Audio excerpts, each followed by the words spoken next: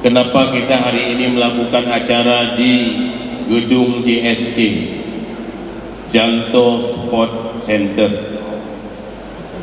Ini adalah keinginan daripada masyarakat Aceh Besar, karena berdasarkan pengalaman yang sudah lalu, mungkin mereka ingin datang secara beramai-ramai.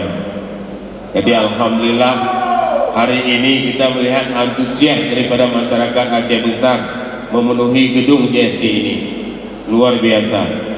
Dan Pak Gubernur, kantu DPR Aceh Besar hang bayangan tahu kantu DPR Aceh Besar di Pegot tahun 80-an dengan jumlah anggota DPR hanya 26 orang dulu. Sebahagian anggota DPR nayanggolahi no.